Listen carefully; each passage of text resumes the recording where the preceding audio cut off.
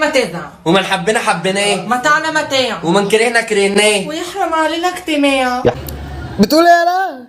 ايه ويحرم علينا اجتماع. هو ده بيعملها وهو واقف زينا كده صح؟ ما هو ولا عادي صح؟ احيه احيه. هي بتجيلك كم مرة في الشهر يعني؟ اهلا بيكم في الخرابة. ان لم تضغط لايك فاعلم ان الشيطان قد نفخك.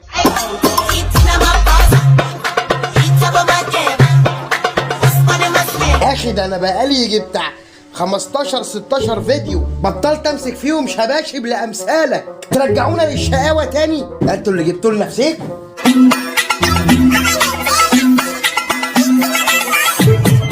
يا ابني انت عندك صرع، انت عندك صرع، انت بتعمل كده ليه؟ ان تاني عمال ايه يا انت عايز جلسات كهرباء يا انت عايز جلسات كهرباء؟ ايه يلا ايه يلا اللي انت بتعمله ده؟ انت مش عايز جلسات كهرباء بقى؟ انت عاوز فيشه ذكر لا مؤاخذه. لك على حاجه؟ وادي التليفون اهو.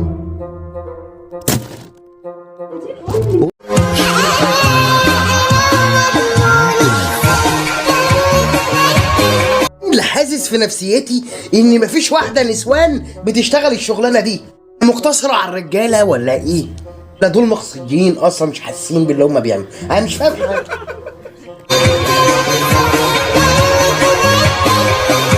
قال له هو العريس فين؟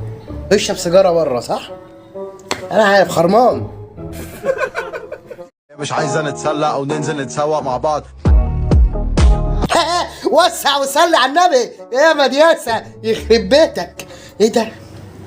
عايزة نتدلع نسلي انا ديوس انا ديوس.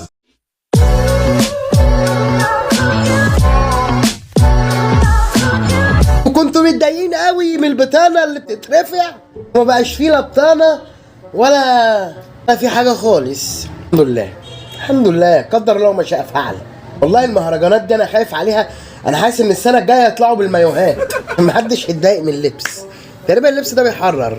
هستناكم في استوديو طبلة بالريم مول في ابو ظبي للرقص الشرقي. ايه ده؟ فتحت استوديو راس شرقي في ابو ظبي؟ على كده السيد رجب لما قال لعمرو عبد الجليل ان انت شغاله في التطريز بره كان بيتكلم بجد مش تمثيل؟ هي ناقصه رقص. استوديو بيران يا يوسف للرقص الشرقي. هنتبسط وهنقضي وقت حلو. بتشتغل في التطريز، اتعلمت بقى اخويا التطريز وبقت تعمل بقى الفساتين بتاعت الافراح الغاليه.